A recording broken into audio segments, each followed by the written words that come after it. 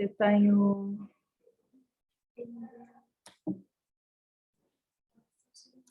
É que eu acho que não dá... Ah, olha.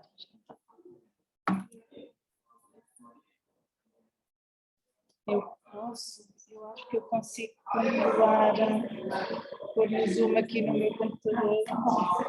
Eu acho que eu consigo admitir. Acho que eu fico Não, se eu tranquila. ficar, Até porque eu estou com medo é que se eu entrar na minha conta aqui, se isso morre. não, eu acho que não. Eu acho que a gente consegue entrar por 2 aparelhos mesmo.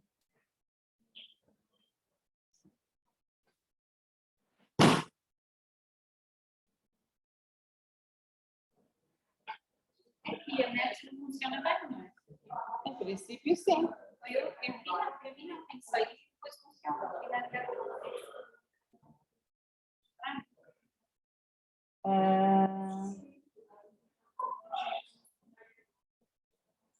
Desculpa, só uns 10 minutos académicos.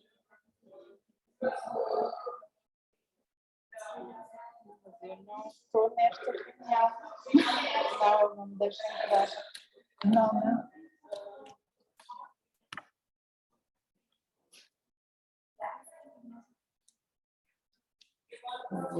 Posso tentar entrar pelo e-mail.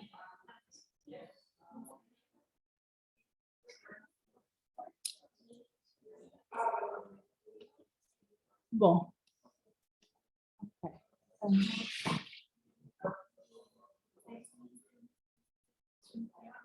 Pouquinha gente, desculpa, era o que eu temia nesta Mas o bom porque eu preparei uma coisa, fazer mais informal, vai ser informal. ótimo, porque esta altura do ano, esta altura do ano é mesmo. Bom, vá.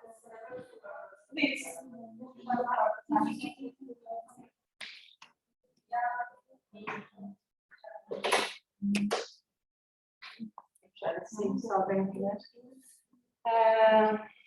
oi, ficar aqui embaixo. Isso dá para fazer assim. Ela é inteligente.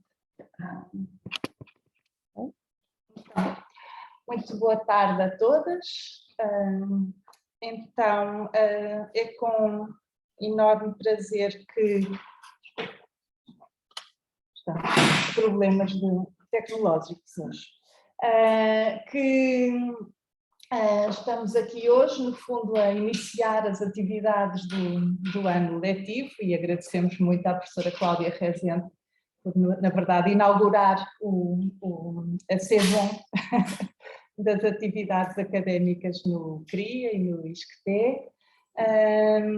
E apresento-vos a professora Cláudia Barcelos Rezende, da UERJ, que é professora na UERJ e doutorada pela London School of Economics no Reino Unido, que trabalha há muitos anos sobre questões ligadas com a antropologia das emoções, tem aliás um dos trabalhos de referência da antropologia das emoções em conjunto com a professora Maria Cláudia Coelho, também aqui presente, elas são as Cláudias, andam aos pares, e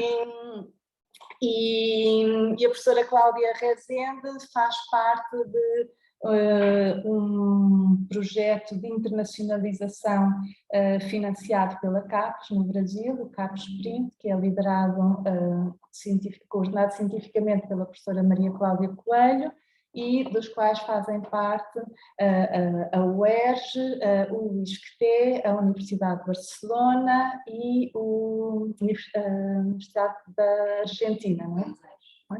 Buenos Aires. E que temos, desde há 2 anos, desenvolvido atividades no âmbito da antropologia das emoções, em diálogo entre Brasil, Portugal, Espanha e Argentina. A professora Cláudia Rezende está aqui nesse âmbito, no âmbito do CAPES, prints sobre emoções, e vem hoje falar-nos de políticas de saúde, confiança e afeto em narrativas de parto no Rio de Janeiro. É um grupo pequeno, mas é um grupo bom, e tudo pessoas que trabalham muito dentro destas áreas, portanto a discussão será certamente interessante, e deixo desde já a palavra à professora Cláudia e convido-vos no final a entrar no debate e a trocarmos ideias com a Cláudia e aproveitando esta oportunidade de ter aqui à nossa frente numa reunião presencial que já tínhamos tantas saudades. Não é? Obrigada. Deixem-me só mudar aqui um pouco a câmara. Ver se isto funciona e dar as boas-vindas à Catarina e à Valesca, que estão online, por participarem aqui nesta sessão. Então,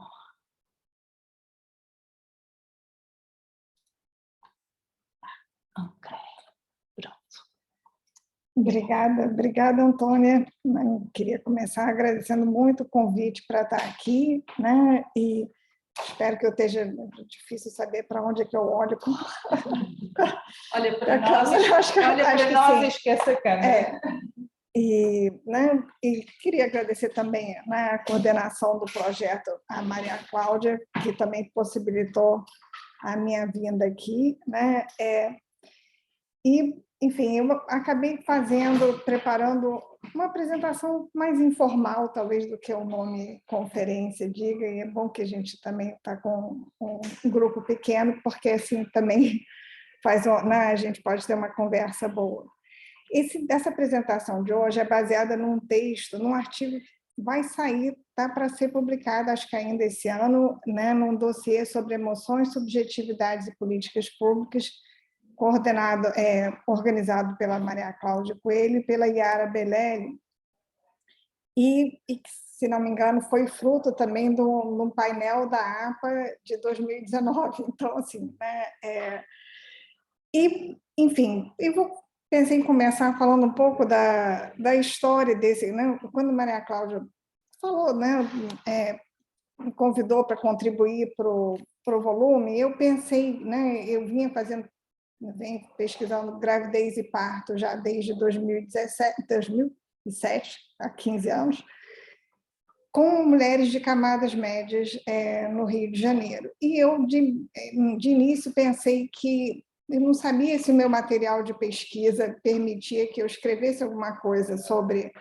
políticas públicas, porque, de alguma maneira, parecia que meu universo de pesquisa não estava sendo tão afetado pelas políticas públicas, né? E foi interessante porque foi preciso eu rever e repensar muitas coisas, e é um pouco também isso que eu vou, né, querer trazer aqui para vocês, né? Um pouco por que isso aconteceu, né? E também as conclusões que eu chego com isso para pensar esse desenho das políticas de parto no Brasil, né? A experiência dessas políticas de parto para essas mulheres de camadas médias, com um foco específico nas emoções, que é um pouco, né, a minha trajetória de pesquisa, olhando para as emoções como não como eventos em si, mas mais como vias de análise para pensar as dinâmicas de relações sociais em jogo, né? No caso, no meu material de pesquisa, né, desde que eu comecei a trabalhar, eu comecei a perceber que esse meu projeto começou com um interesse muito grande em pensar parto e gravidez como forma de discutir relações de parentesco. E quando eu fui fazer a pesquisa sobre as narrativas de parto, a minha surpresa foi que as relações de parentesco elas não apareciam nas histórias de parto, e o que dominava as histórias era a relação com o médico, né? A interação com o médico, principalmente, outros profissionais de saúde.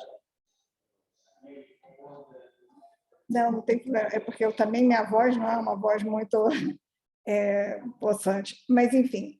Então, né, é um pouco a partir desse recorte, desse foco da relação com o médico, né, que eu vou caminhar para poder pensar a experiência das políticas de saúde tal como elas aparecem nessas narrativas, né? É importante contextualizar um pouco né, o que vem acontecendo com o cenário do parto no Brasil, né, nos últimos 20, 30 anos, né, e como o sistema de saúde se estrutura no Brasil. O sistema de saúde no Brasil já é estruturado em uma parte pública, um setor público e um setor privado já há uns 40, 50 anos.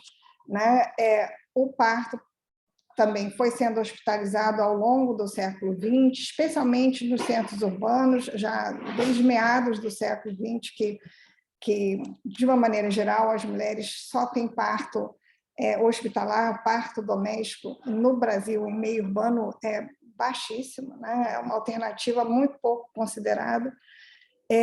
Então, o que a gente vê? Né? Um processo de hospitalização do parto, em que o parto se tornou muito alvo de uma série de intervenções conduzidas pelo obstetra. Né? No Brasil, a figura profissional de saúde principal é o obstetra.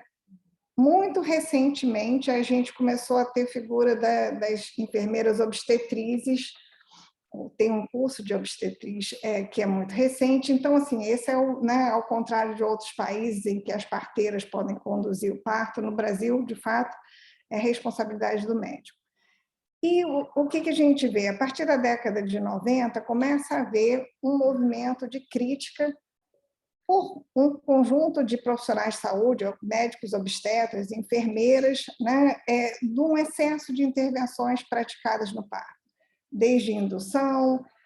As principais intervenções criticadas são, né, uma indução muitas vezes não necessária, o corte do períneo, a episiotomia, e principalmente, né, acho que infelizmente, né, o Brasil se tornou muito conhecido pelas altas taxas de cesárea. Né? A gente chegou a ter 80% de cesáreas no setor privado, né?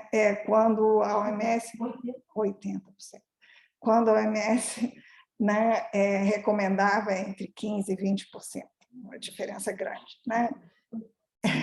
80%, pois é. E cesáreas muitas vezes praticadas sem uma justificativa médica concreta. Né? Então, assim, é nesse cenário que a gente vê na década de 90 surgiu um movimento de crítica, apoiado também por críticas vindas de mulheres ativistas que passam a demandar também uma participação mais ativa no parto, né? Poder decidir o que elas querem, poder, né, recusar certos procedimentos, enfim. Né? Então, a gente, com isso, esse é o cenário que a gente vê a formulação do programa de humanização do pré-natal e do nascimento no Brasil, que eu vou falar, o PHPN, em 2000, que é uma política pública importante, e é um pouco nesse contexto, então, que eu estou pensando aqui as minhas narrativas. Né? Essa é uma formulação, né? É um programa com diretrizes para estimular, né, o maior número de partos vaginais, o maior respeito às mulheres, ao que elas estão pedindo, às suas necessidades, e tem, né, uma premissa, aí é uma premissa que não é, né, enfim, isso é veiculado por algumas das ativistas, de uma visão de que o corpo feminino seria um corpo naturalmente apto a parir. Acho que isso é importante de falar, que faz parte desse ideário da humanização do parto. Né? Bom, o que acontece com essa formulação, com essa política pública? Né? Ela ganha implementações diferentes no setor público e no setor privado. O setor público ele é muito, né, ele é regulado, né, de uma maneira muito mais estrita, de tal forma que os hospitais públicos, né, eles são mais instados a seguirem essas diretrizes. Não acontece sempre. A gente tem uma pesquisa feita em 2019, né, tem uma divisão muito nítida tem hospitais públicos que seguem bastante o programa de humanização do parto e outros nem tanto. Né? É comum nos hospitais públicos, por exemplo, né, não darem anestesia se as mulheres pedirem num parto vaginal. A anestesia ela não é oferecida, né? Ela só está ali disponível caso haja necessidade da cesárea. Então, Se a mulher estiver sentindo muita dor e pedir anestesia, não tem. Não à toa, a gente tem muitas histórias da violência obstétrica, que é uma categoria que passou a circular nos últimos 10 anos, 15 anos, muito associada a vários hospitais públicos, mas também acontecendo no privado.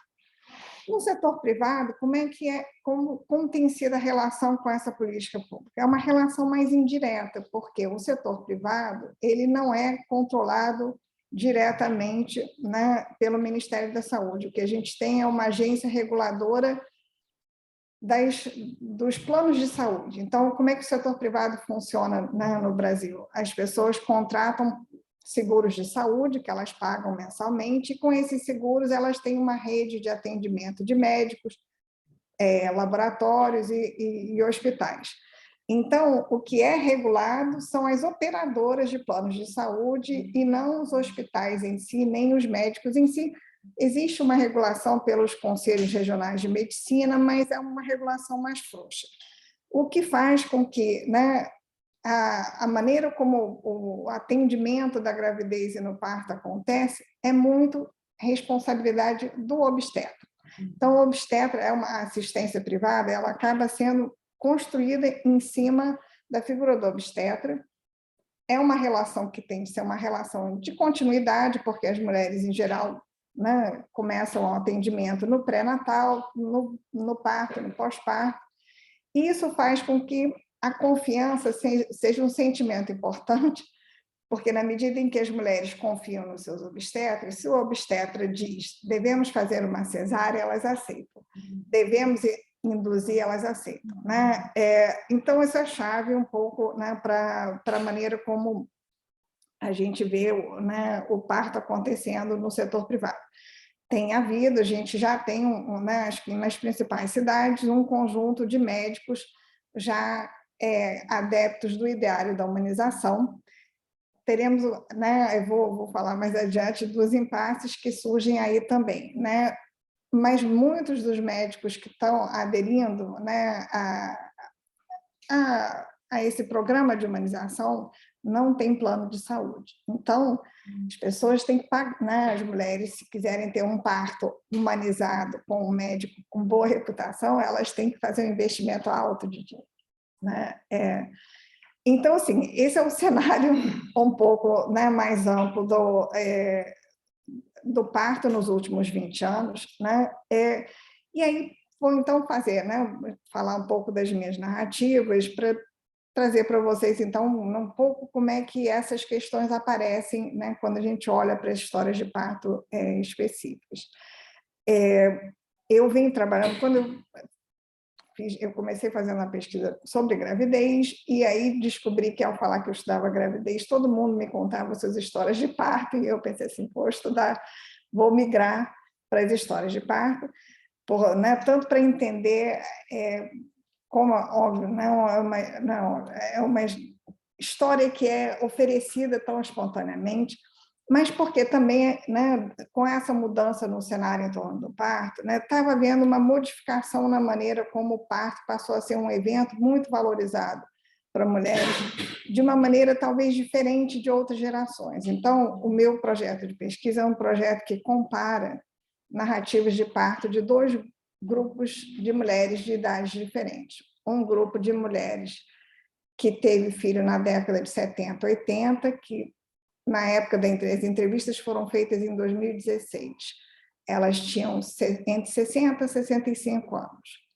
E mulheres mais jovens, que na época tinham entre 37 e 47 anos, que tinham tido pelo menos um filho depois de 2010, ou seja, mulheres que já tiveram um parto num contexto já de circulação das ideias de humanização do parto.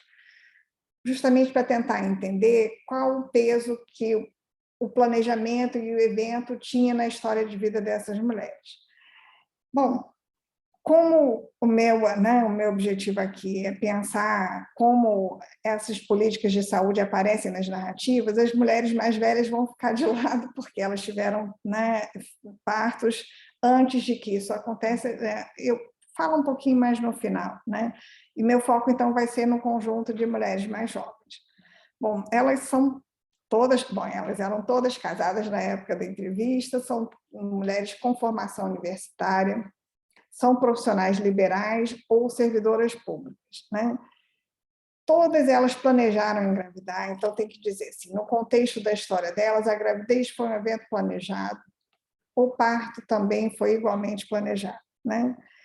E porque o parto era um evento planejado, né? Ou seja, todas começaram muito rapidamente ao longo da gravidez, elas tinham um desejo ou de que elas iam ter parto normal. Eu entrevistei mulheres que tiveram cesárea também, mulheres que até na primeira gestação preferiram ter cesárea porque não tinham coragem de ter um parto vaginal. Então, assim, o meu universo não é um universo de mulheres que, né, que necessariamente abraçou a humanização do parto.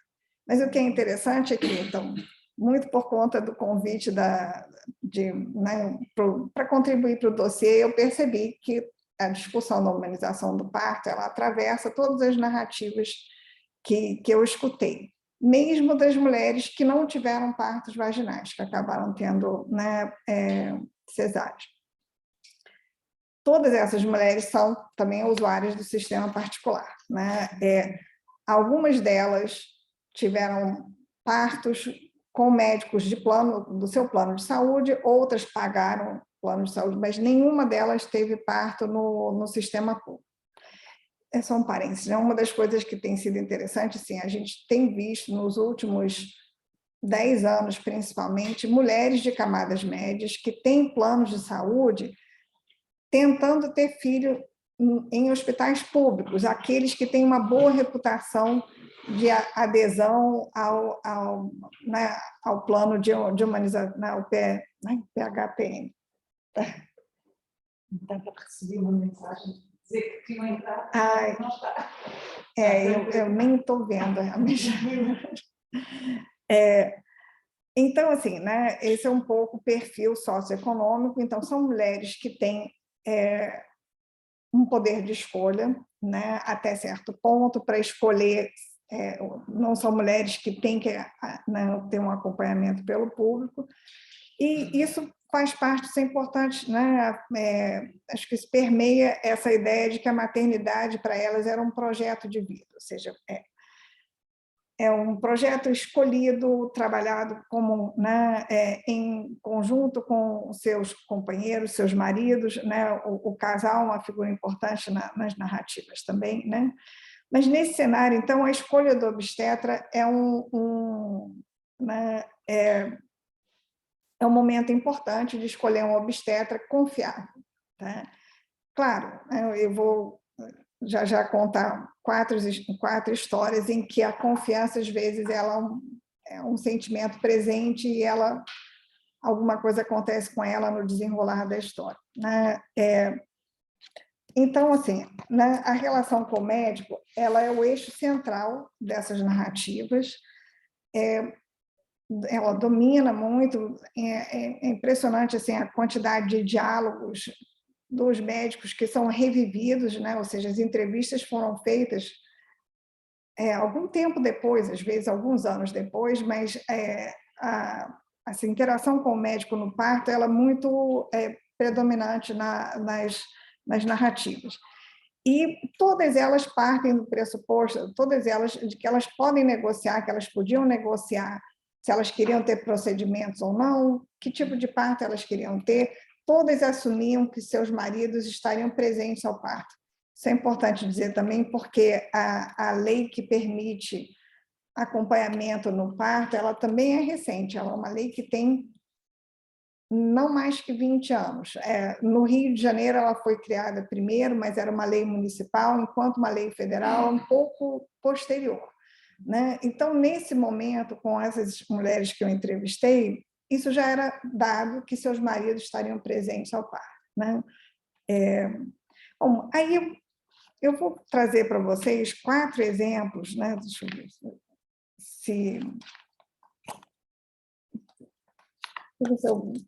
se eu não leio aqui, porque são narrativas muito interessantes, eu fiz um resuminho, e que eu escolho como exemplos interessantes para pensar essa questão das negociações e também pensar como é que a confiança vai entrar, né, em cena para poder fazer pensar essa relação com o médico e essa relação com, né, com as políticas públicas, né?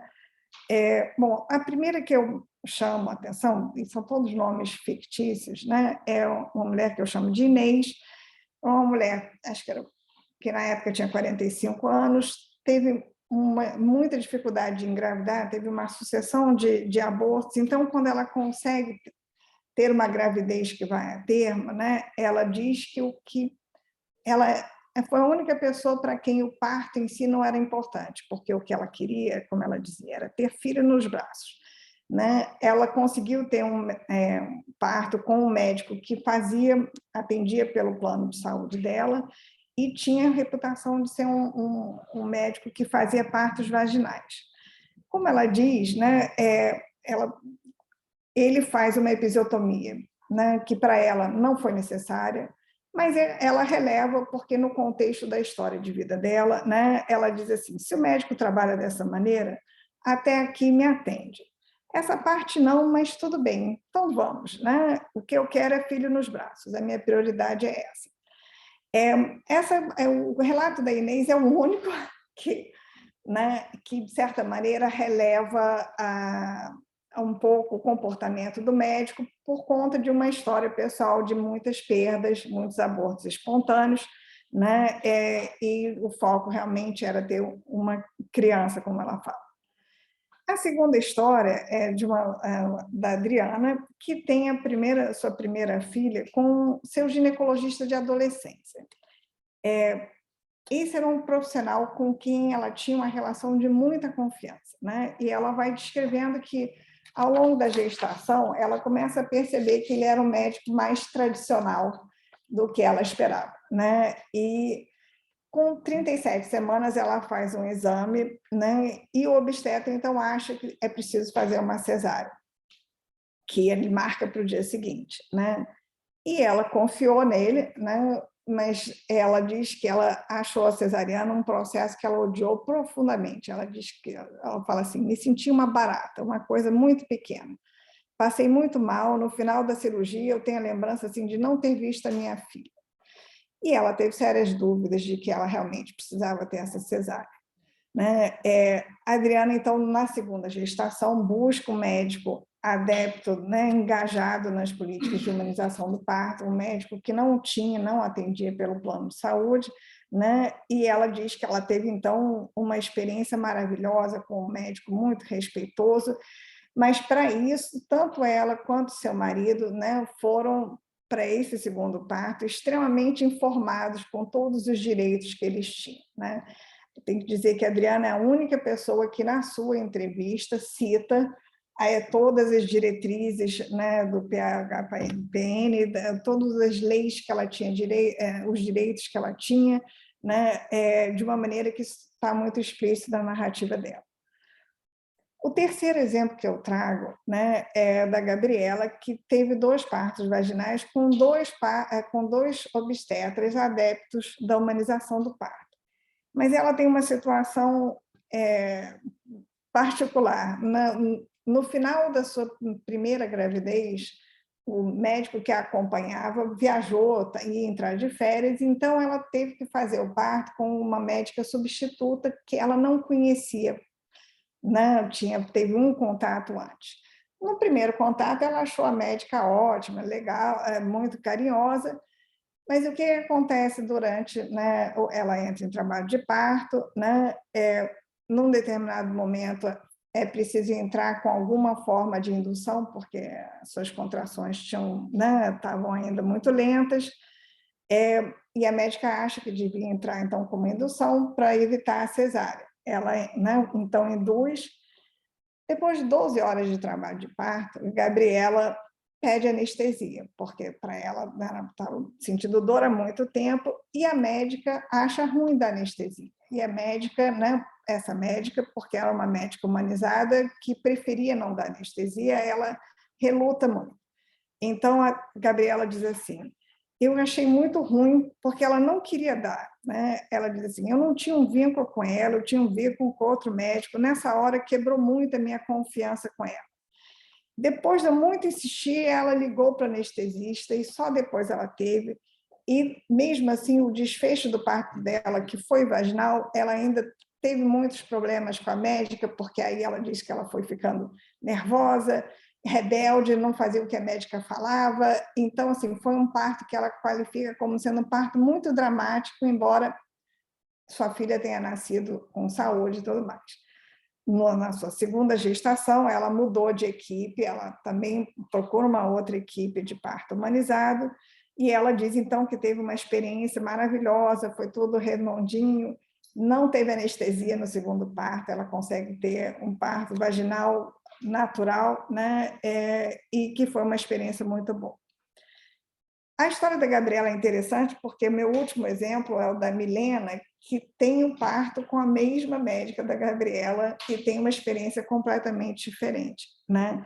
Milena é um exemplo interessante porque na sua primeira gestação ela tinha muito medo de hospital, muito medo de dor e ela preferiu ter uma cesárea. Ela teve uma cesárea porque ela quis, né, com uma médica que também preferia fazer cesárea. E então, na segunda gestação, ela começa a ter ela tem um relato muito interessante, porque para ela, o fato de ter tido uma cesárea, né, fez com que ela sentisse que faltasse alguma coisa, ela sentia falta, né, para a experiência de maternidade dela, né? Então, ela se busca o médico, né, adepto do ideário do parto humanizado, que é a mesma médica, né, que aqui eu chamo de doutora Luciana, que foi a médica do primeiro parto da Gabriela, e com a Milena, essa médica, então, preparou ela ao longo do pré-natal, né, para ela não sentir medo na hora do parto e ter um parto que não precisasse usar anestesia. Ela diz, né, que, a princípio, ela não oferece anestesia para as mulheres porque acha que a anestesia pode causar algum dano ao bebê ou interferir no desenvolvimento do trabalho de parto, né? Então, ela conta que no momento do parto, né, ela estava com uma equipe que eram 4 mulheres, todas muito calmas, e que essa calma que ela sentiu da equipe médica foi muito importante, né? Para ela, a confiança na equipe foi importante, e com isso ela tem uma experiência de parto, né, muito positiva, não, que é o oposto da experiência da Gabriela. Bom, esses são 4 exemplos, né? E esses exemplos são sempre interessantes porque, na verdade, assim, quando, né, cada mulher, cada experiência de parto é uma experiência distinta da primeira para a segunda gestação, e entre elas, então, né, as diferenças são bastante grandes também. Mas tem alguns elementos recorrentes que é o que eu, né, gostaria de destacar aqui, né? A primeira questão que aparece em todos os depoimentos é como é a relação com o médico que vai definir a experiência do parto e não o nascimento do bebê. No sentido de que, em todas as mulheres que eu entrevistei, todas, sem exceção, tiveram filhos que nasceram com saúde, com nenhum problema no parto. No entanto, né, embora seus filhos tenham nascido bem, com saúde, nem sempre a experiência do parto foi uma experiência boa. Tá? Então, eu estou separando aqui a experiência do parto como uma experiência corporal, que passa a ser entendida como uma experiência corporal da mulher, desvinculada do nascimento do filho. Tá? Que vai ser diferente um pouco do relato das mulheres mais velhas que eu entrevistei, para quem, né, o parto era um momento, aliás, né, até por isso, essas mulheres mais velhas tiveram gestações numa época que não havia ultrassonografia, então elas não sabiam, elas iam conhecer o bebê no momento do parto, o discurso é todo outro, né? O parto é o momento de conhecer o filho. Para essas mulheres mais jovens, o parto é uma experiência corporal antes de mais nada, né? E para a qual a relação com o médico é uma relação muito importante, né? Nesse sentido, é interessante que, e é onde, né, eu vejo uma diferença entre esses dos 2 grupos geracionais, que eu atribuo às políticas públicas de parto, né, que é uma relação muito mais simétrica entre médico e paciente. Ou seja, no passado, né, essa relação era uma relação mais assimétrica, mais impositiva. No presente, é uma relação que permite negociações, tá? Onde as mulheres chegam conhecendo que elas têm a possibilidade de negociar. Claro, a grande questão que todas as minhas narrativas mostram que a negociação não garante que elas tenham o parto que elas planejaram, né? Então, né, nesse sentido, o fato desses direitos existirem, isso não é suficiente para que as mulheres possam ter os partos que elas desejam. E aí eu não estou nem pensando por conta de intercorrências médicas ou imprevistos, não. Né? O parto pode não sair como elas planejaram por conta da relação com o médico, né? E, nesse sentido, né, a relação pessoal, a confiança passa a ser um elemento chave. Né? Uma confiança, mas não só confiança. Acho que a Gabriela foi uma mulher que enfatizou muito a importância do carinho, da atenção, ou seja, uma relação com o médico que fosse uma relação baseada em afeto. Né? E aí eu acho que é interessante chamar a atenção, né, que assim, a confiança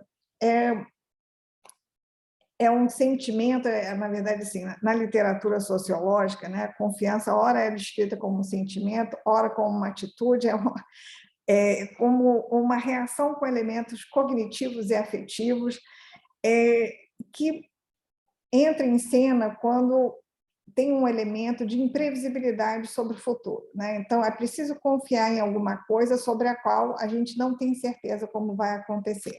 Né? Então, assim, o Zimmel, como na sociologia, tanto Zimmel como autores mais contemporâneos, como Giddens, vão destacar a confiança como um afeto importante quando a gente está diante de uma estrutura de conhecimento falha. Né? Quando a gente tem certeza que alguma coisa vai acontecer, não precisa haver confiança. A confiança ela entra em cena quando existe alguma falta de conhecimento sobre o comportamento das pessoas. Eu quero sugerir, né, que a confiança, além de falar da falta de conhecimento, ela pode ser entendida também como um idioma moral, porque ela fala também de como as pessoas deveriam se comportar. Né? Não só existe uma falta de conhecimento sobre como as pessoas vão se comportar, mas existe uma expectativa de como elas deveriam se comportar. Né? E é isso, então, que está em cena, né? Nas histórias de parto, porque em algumas histórias a confiança ela está presente e né, ela se concretiza com o desenrolar de um parto, né, que sai como planejado. Em outras, não. Em outras, essa confiança ela existia antes e ela é quebrada, né, como foi o caso da Adriana, que tinha uma relação com o médico, né, de adolescência, com uma relação de confiança, e a experiência passa a ser uma experiência que ela odeia. Né? O ódio é um sentimento muito forte, e é um sentimento que diz respeito também, tem um componente moral importante. Né? É como uma quebra de regras, faltou ali um respeito, né? E por isso é uma reação tão intensa. Né?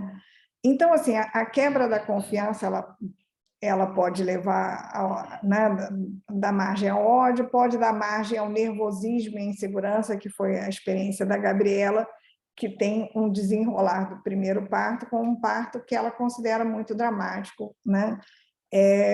Embora a neném tenha nascido com saúde.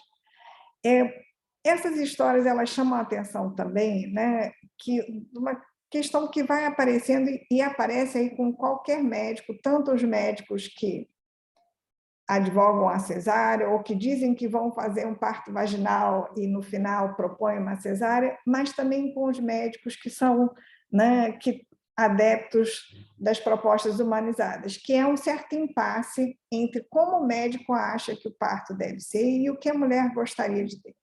Né?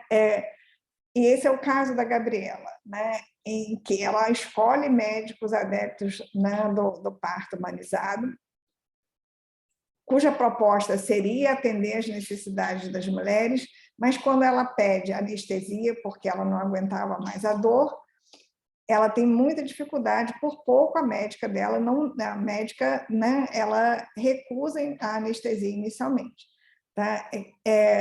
Como eu falei, né, mais cedo, esse é o problema de muitos hospitais públicos, em que as mulheres, a partir de um determinado momento de trabalho de parto, pedem alguma forma de alívio da dor, de analgesia, e elas não recebem. Né? No setor privado, isso é menos comum, mas isso tem aparecido com esses médicos, né, adeptos do parto humanizado. Né? Com isso, a gente vê também, né, um outro detalhe que eu acho que é importante chamar a atenção, que é uma preocupação que essas mulheres têm, né, de fazer tudo certo, entre aspas, né? Uma preocupação de que elas estão fazendo o movimento certo, que elas não estão fazendo nada errado, e essa preocupação de fazer tudo certo, ela aponta para duas questões que eu acho importante sinalizar. Primeiro, né, com a disseminação do ideário humanizado, né, que não só é uma política pública, mas se torna disseminado pela mídia, pelas redes sociais. Hoje em dia, assim, né, tinha grupos de Facebook, perfis de Instagram, né, que o tempo todo divulgam os direitos de um parto humanizado. Surgiu também uma forma idealizada de parir, que é a forma sem nada, né? Sem nenhuma intervenção, sem anestesia vaginal, sem episiotomia, né?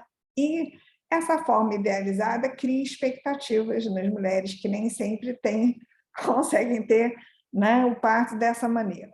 Tá? Então, essa preocupação em fazer tudo certo, de certa maneira, ela diz respeito a uma certa idealização de um certo modelo de parto.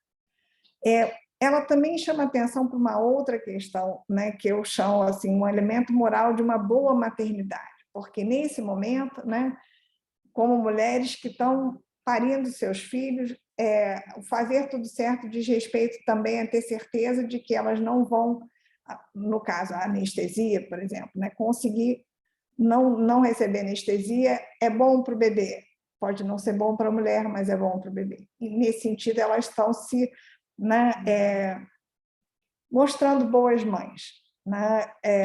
Então, essa preocupação em fazer tudo certo, ela espelha, né, essa avaliação moral, né, já do comportamento no parto, que diz respeito a um certo modelo de maternidade também.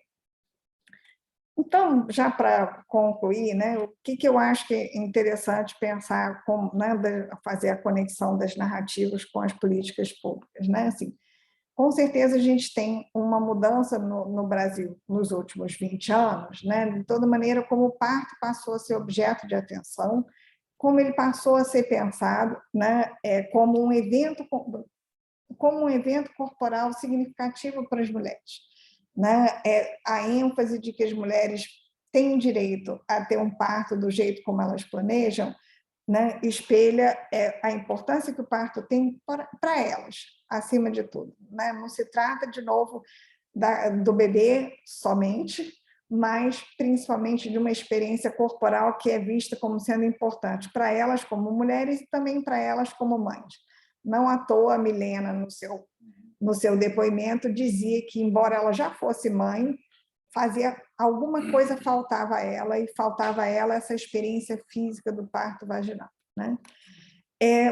No entanto, né, o que a gente vê é que essas políticas públicas elas produzem uma certa idealização do parto, que com isso se torna distinto das experiências concretas, algumas das quais, né, chegam próximo do planejado, outras nem tanto, e para isso a relação com o médico é importante. Né? E na relação com o médico entra em cena, então, né? Ou seja, para que essas políticas públicas se traduzam em experiências concretas positivas, é preciso ter uma relação de confiança com o médico, um médico, então, que respeite o que foi planejado, né?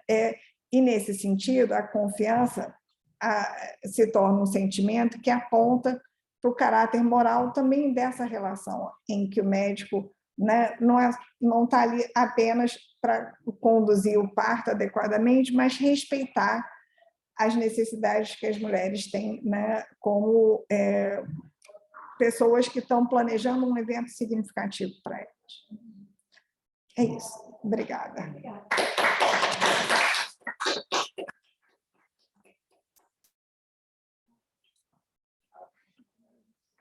Olha aqui. Vou para aqui, meio por causa disto, né? Obrigada, Maria Cláudia. Ai, desculpa, obrigada, Cláudia. Demasiadas Cláudias, não São as a minha experiência presente. Então, não quer pegar uma cadeira ali? não, vou deixar o palco para ti. Eu acabei de notar que nós não estamos a ver as pessoas que estão online. É só se vocês falarem, aqui, vou ver como é que ponho aqui o público do auditório a ver-vos. Então, muito obrigada, Cláudia, por esta exposição super estimulante. E eu passava desde já a palavra para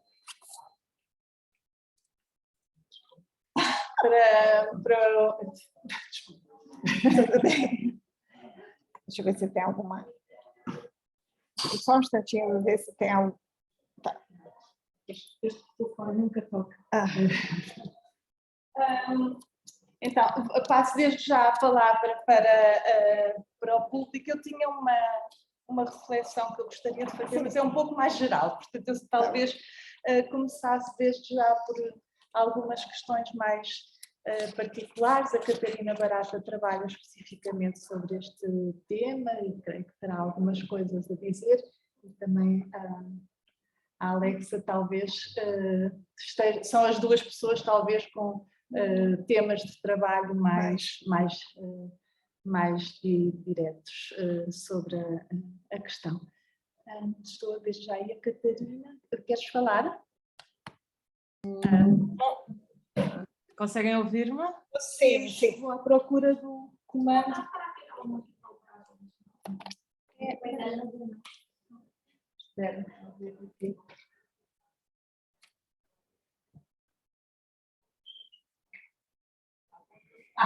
Perfeito. Já podes, Catarina, todo ouvidos. Sim, muito obrigada pela comunicação. É mais um comentário do que uma pergunta, porque, de facto, trabalhando sobre as questões das percepções acerca dos seus partos com as mulheres em Portugal, é sempre muito a presença digamos que a herança, de alguma forma, do movimento brasileiro é muito importante e muito forte. O ativismo pelos direitos reprodutivos das mulheres nesta questão do parto no Brasil é mais antigo do que em Portugal, e grande parte do debate foi importado do Brasil, provavelmente devido à proximidade linguística e devido à proximidade migratória, digamos assim, e é algo que se percebe muito em Portugal, que, por exemplo, com esta migração que é mais recente de pessoas brasileiras de classe média e alta que se verificou nos últimos anos, que houve também um contributo dessas pessoas para este debate em Portugal. E é curioso, em Portugal não há essas políticas públicas como a Rede Cegonha e, portanto, todas essas políticas públicas que foram implementadas já há uns anos, embora haja algum, portanto, não há um plano nacional, há algumas tentativas em alguns... em dois hospitais especificamente, e que se prende com a vontade dos profissionais de saúde destes dois hospitais em Portugal de ter uma aproximação, digamos, humanizada ao parto, e portanto há essa promoção de técnicas mais naturais, entre aspas, etc., uma promoção do parto fisiológico. Então, em Portugal nós não temos essa política pública, é algo que está agora a começar, ou melhor, não em termos de políticas públicas, não temos de todo. O que é sempre muito curioso neste assunto é de facto como as opções e as decisões das mulheres são muito influenciadas e muito determinadas pela interação com os profissionais de saúde, e isso não é só no parto mais natural, não é? É precisamente em todo, ou seja, as expectativas das mulheres são altamente determinadas pela interação que têm com os profissionais de saúde, o que é relativamente natural num contexto social como é o nosso, de ultra especialização, em que se procura os especialistas para tudo, não é? E de facto os profissionais de saúde são considerados os especialistas na gravidez e no parto. Então, pronto, isto é só assim um comentário muito geral, não é muito profundo do que me estava aqui a ocorrer, como realmente se encontram estas pontes, sempre, independentemente do contexto em que trabalhamos, há coisas em comum muito significativas. E também algo que para mim é muito claro é a questão da cultura de consumo e como as opções, as escolhas relativamente ao parto se inserem num contexto de cultura do consumo, em que, lá está, o parto é mais uma coisa que se consome, e então a maneira como se faz o parto é muito reveladora de classe social, não é, do meio em que a pessoa se insere, que tipo de produtos que tipo de produtos vai recorrer e comprar, porque mesmo que faça o parto no público, há sempre, para já é um consumo também, é o consumo de um serviço, e essa escolha não é inocente. Nem aleatória, mas também há muitos consumos à volta do parto, sempre que se fazem durante a gravidez, no pós-parto, etc. Obrigada. Obrigada, Catarina. Queres Talvez- comentar não já? sei. Então vem tu para cá. Não sei. Vem para Pode cá, falar, porque não, senão pode as falar. pessoas que estão online não te ouvem. Desculpa. Talvez pudesse só escutar e aí eu respondo junto. Nesta articulação. Tenho que olhar para onde? Para a Cláudia. Para a Cláudia, não é? Também acho que sim. Achei super, super interessante. Eu gostava de começar por pensar neste nome de propostas humanizadas, portanto, propostas humanizadas, não é? Uhum. E falou mesmo que, engraçado, falou, havia uma médica humanizada, não é? Portanto, esta palavra entrou tanto, não é? Mas no fundo, o seu relato, que tem muito a ver com, como já vimos, acontece em Portugal também, faz-nos questionar o que é que significa esta palavra, não é? E se calhar portanto, é um conceito normativo, mas não tão analítico para nós, porque humanizado não é equivalente à parte natural ou normal, não é? No sentido que humanizado será também diálogo. E, portanto, nesse sentido, é interessante que podíamos dizer que um parto humanizado podia ser, na situação do hospital do Estado, não é? Um parto em que, quando a mulher pede anestesia, é-lhe dado a anestesia.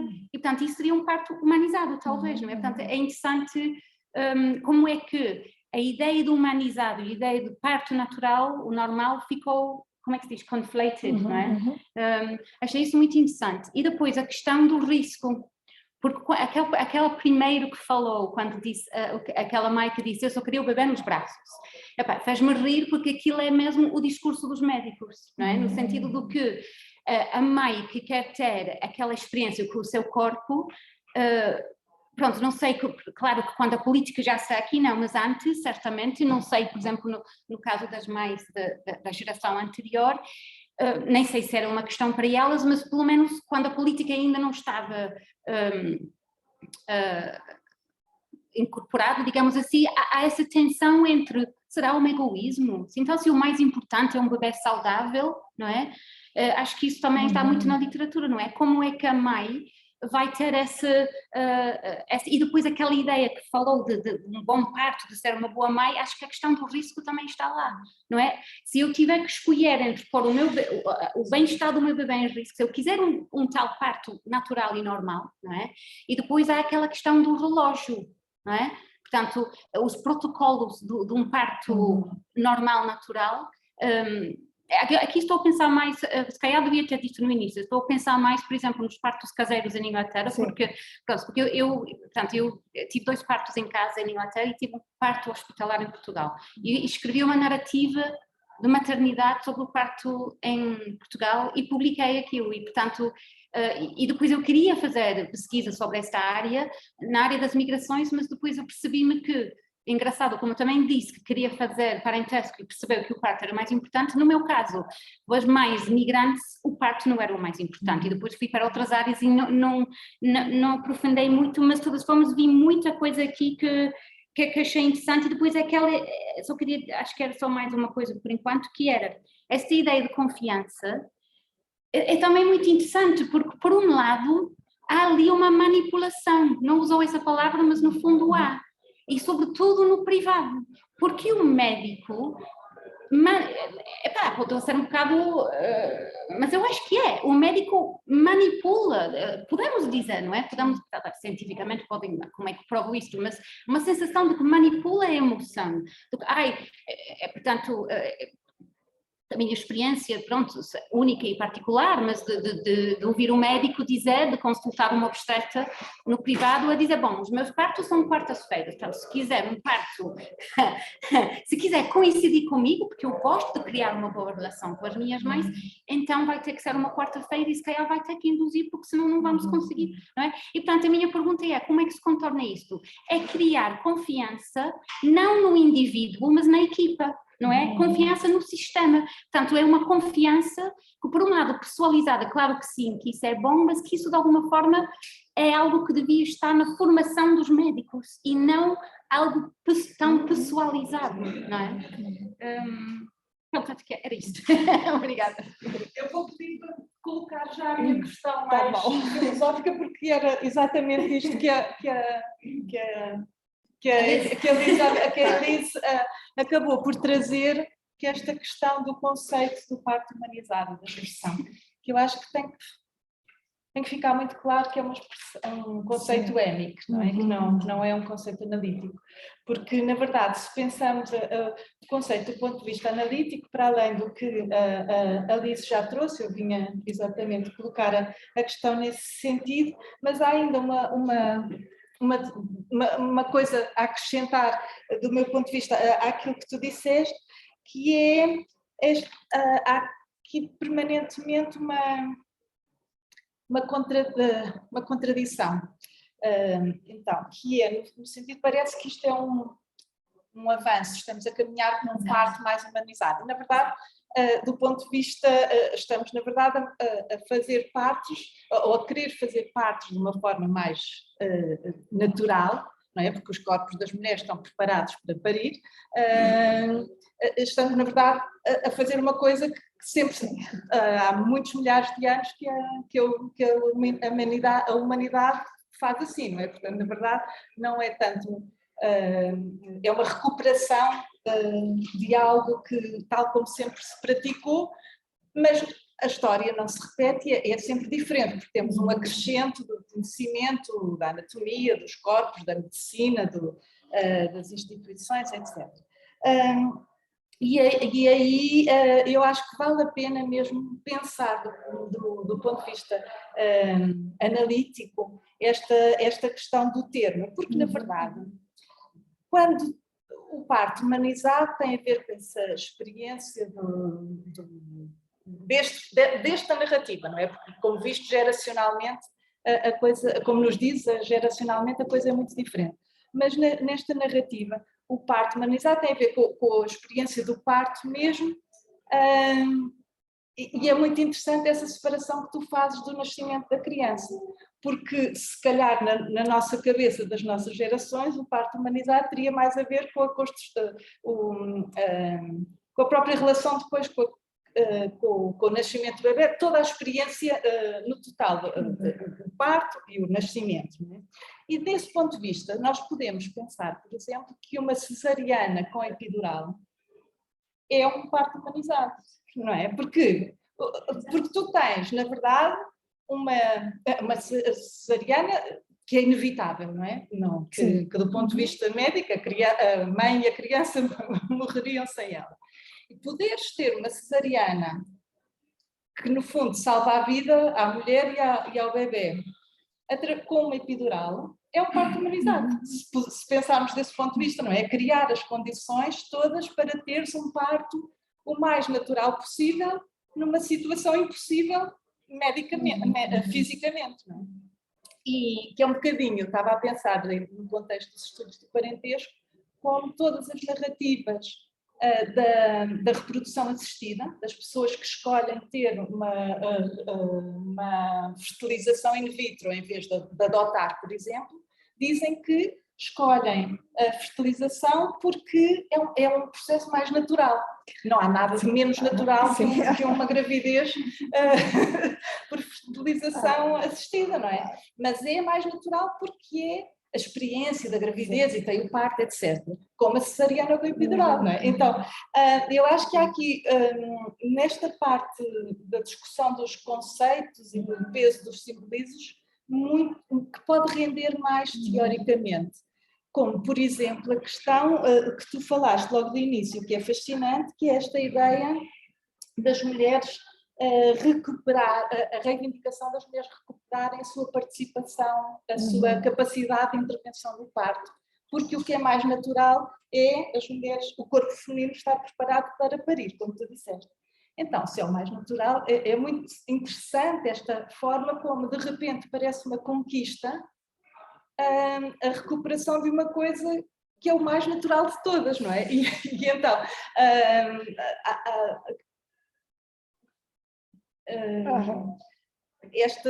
e tem a ver com esta construção do processo médica, não é?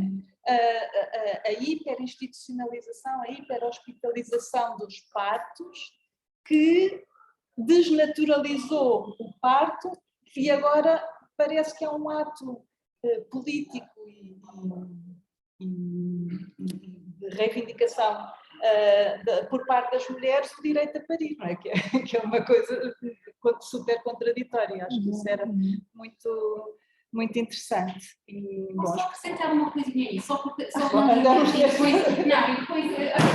porque é uma coisa que eu queria dizer que está ligada completamente, que é muito interessante, que é o seguinte. Então, aquela narrativa da mãe que diz, bom, eu se calhar não queria, como é que chama? O corte. Episiotomia. Exato, não queria episiotomia, mas como o meu médico queria, não sei o quê. Isso é muito interessante em termos de classe. Porquê? Porque a classe social que tem o dinheiro e os recursos para ir para um médico obstetra privado, para tal humanização, supostamente, porque ela procura ou porque acha que vai ter mais humanização, em alguns casos poderá ter menos humanização, estamos sempre a perguntar o que é isto, mas menos um parto natural, normal, pronto, natural normal, do que uma mulher que vai parir no Estado, digamos assim, onde ela não vai ter tanta influência, e, não no caso onde lhe é negado, mas vai ter um parto natural porque vai ter que ser, portanto, dá aquela questão também dos custos, mas acho que é um twist, não é? A pessoa com aquele capital social e informou-se, mas depois a questão da confiança médica aí pode minar aquilo que achava que estava a ganhar. E isso é uma viravolta. Não sei se me fiz entender. Mas... Sim, acho que sim. Sim? Ok. Desculpa. Eu não sei se eu respondo, você estava levantando a mão. Eu posso falar aqui? Pode. Depois eu estou online, não estou a ouvir.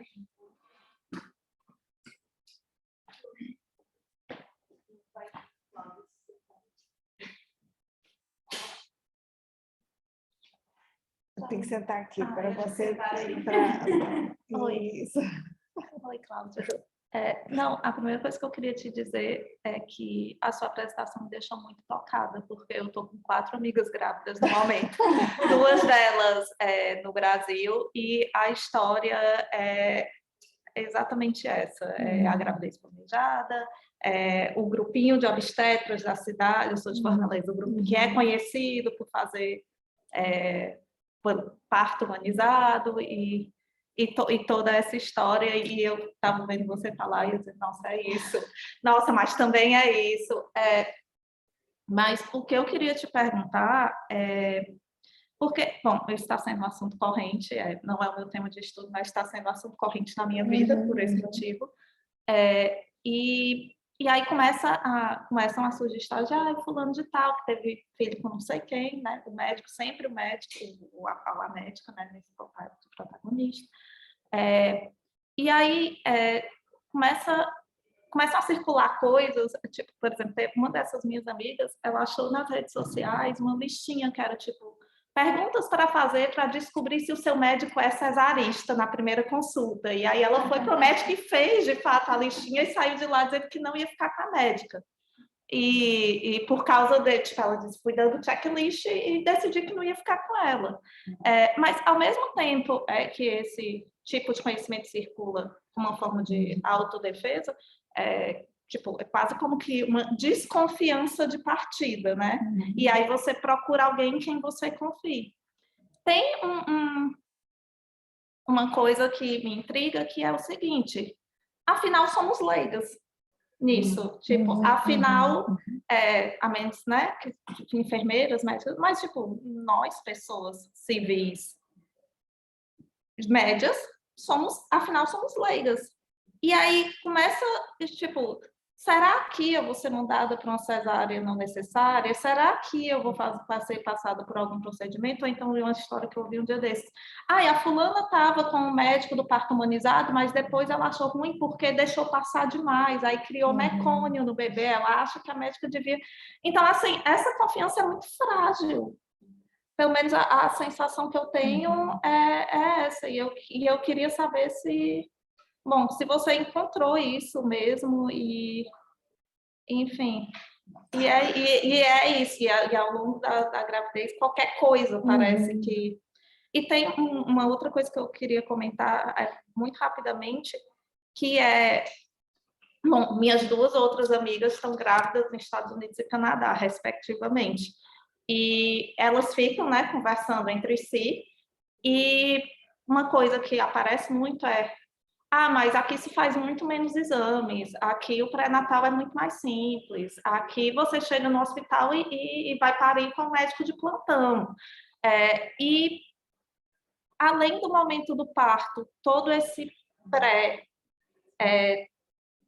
que essa relação que você falou, né, vai se construindo o médico e a paciente, não o sistema de saúde e a paciente. Eu queria saber se você pode falar um pouco mais sobre isso. Obrigada.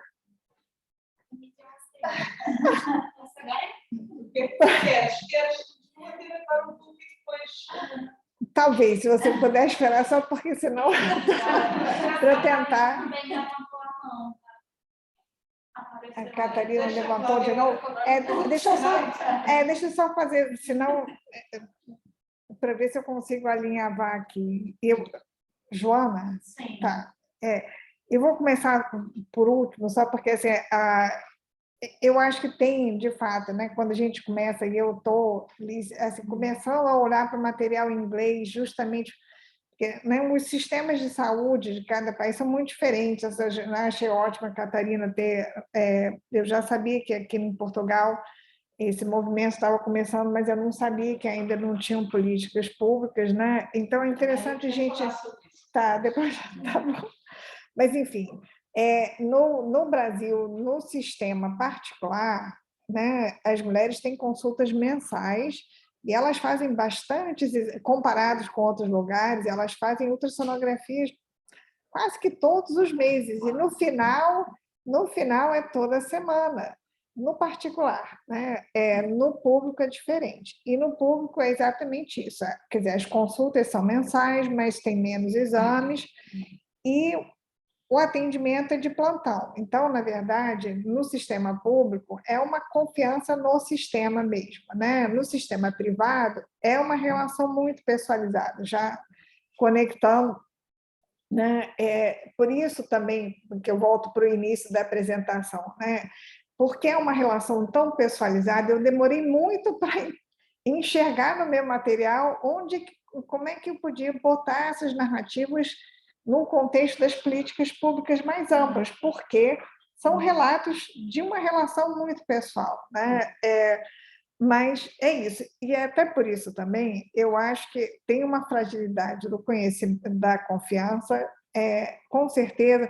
Agora, sim, quando eu fiz as minhas entrevistas em 2016, que já tínhamos redes sociais, mas várias dessas histórias já tinham uma presença da internet nas narrativas, mas não tanto. Né, Joana? Eu acho que isso que você relata, esse checklist para saber se o médico é cesarista, é uma coisa ainda mais recente, né? Embora já tinha, assim, acho que eu tenho narrativas, sim, de mulheres que perceberam no meio da sua gestação de que o médico talvez fosse um médico mais tradicional, elas também usam esse termo cesarista, né? Mas nem toda, eu acho que essa circulação de informações, essa outra coisa, né? Ela está maior.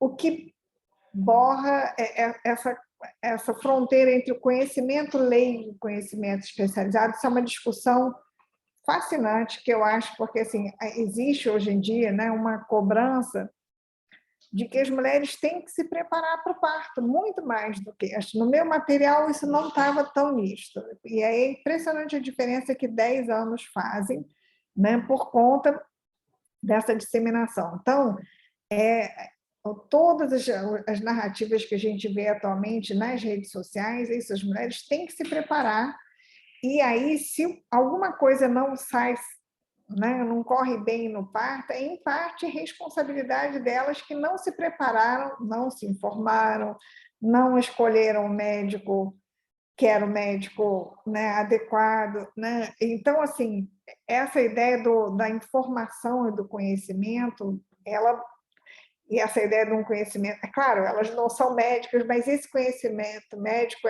ele está muito em circulação, né? Enfim, deixa eu ir caminhando aqui, né? Quer dizer, Liz e Antônia chamaram a atenção sobre esse termo.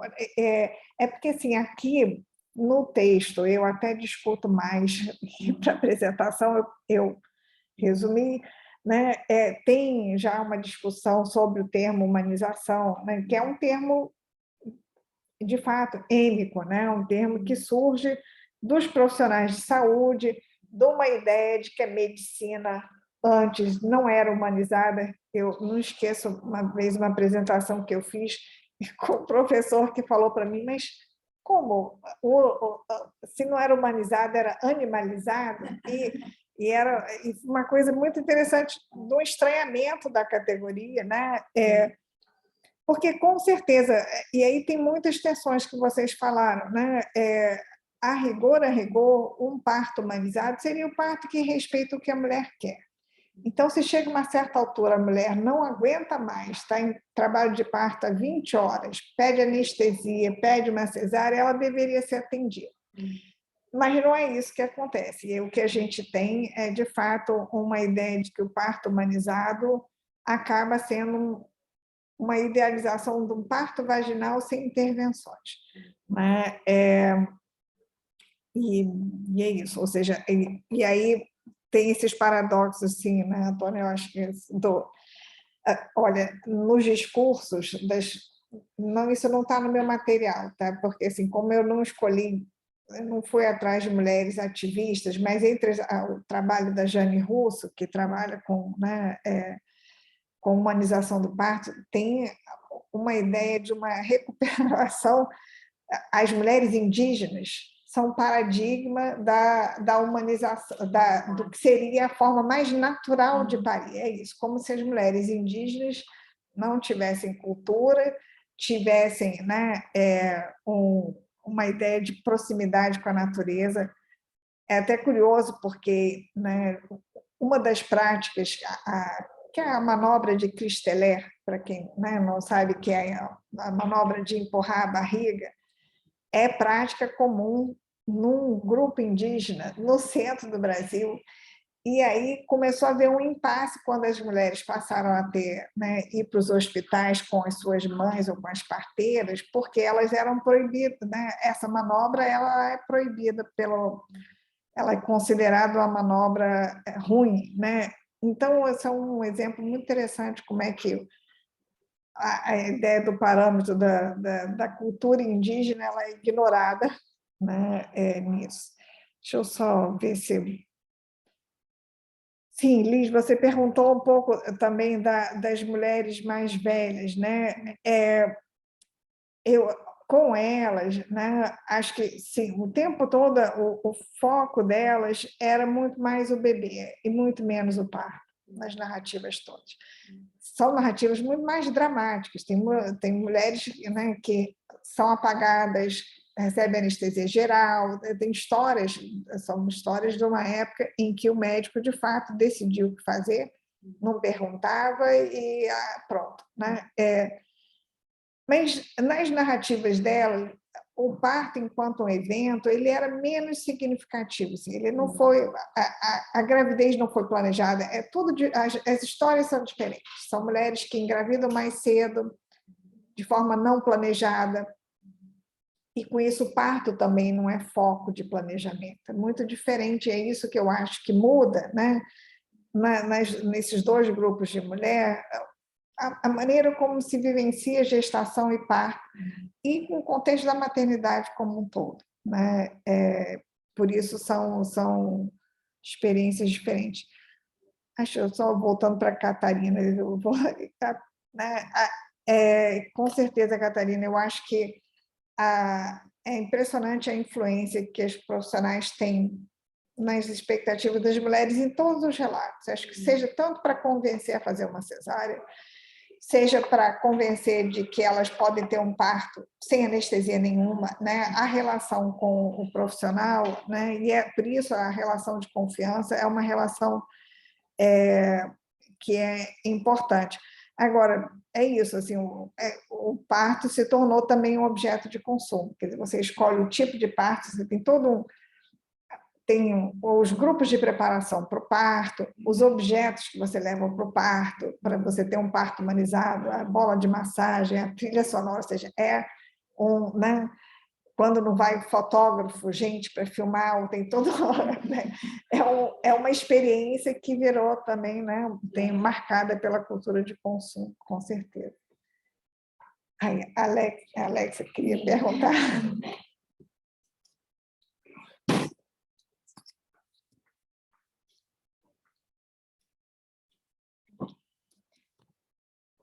Sim, eu tenho duas perguntas mais diretas, porque eu estou em preparação para começar o meu trabalho de campo, que vai começar em outubro, e vai ser no Peru, com o objetivo de compreender práticas terapêuticas que as mulheres associam ao próprio corpo. E a questão que mais me chamou a atenção na apresentação é os grupos que a Cláudia escolheu, que são mulheres de várias gerações. Eu também vou ter como abordagem incluir distintas gerações. Então, queria saber um pouco mais como é que foi a escolha dessas mulheres, quais são os critérios que a Cláudia identificou e as formas com que chegou a essas mulheres, se elas têm alguma forma de ligação entre elas, ligações familiares ou de outra forma. Outra coisa que achei muito interessante é o ponto de partida da Cláudia, esse interesse pela gravidez e eu ter que mudar o foco para a experiência do parto, porque eu também no meu projeto estou a colocar o foco nas experiências que as mesmas mulheres consideram como mais relevantes, mas a experiência dos partos, a violência obstétrica é um discurso que sempre emerge, portanto só ver que com certeza vai emergir também no meu terreno.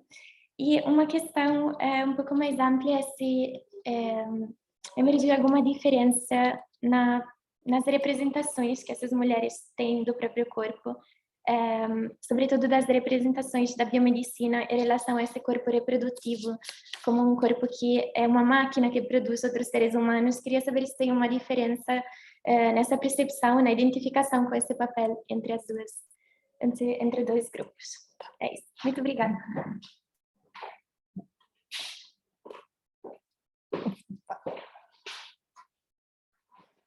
Estou a ver estatísticas em Portugal. Pois é. Já vamos. Maria Cláudia.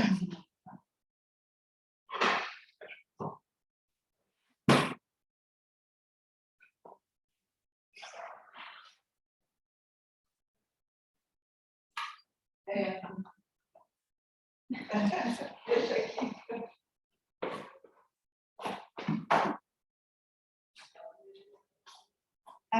Estou lendo, a Catarina mandou uma mensagem. Obrigada, depois eu vou procurar, vou anotar aqui. Ela disse que tinha uma reunião. Sim, está certo. Obrigada, Catarina. Obrigada. Não, então, assim, meio pensando alto aqui, só compartilhando uma reflexão. Acho que é muito assim, tradicional nos estudos sobre, na área de antropologia de saúde e doença, na relação médico-paciente, essa ideia de que existe um traço de poder que atravessa a relação. E toda análise que você faz é do ponto de vista das mulheres, né? Aí fiquei pensando assim, um conceito que é relativamente recente, eu não saberia datar, mas que é muito impulsionado pela internet, que é o conceito do paciente perito. Você tem que falar mais alto. É o conceito Paciente perito, né? Expert patient, não sei como é que se traduz aqui. Né? Expert.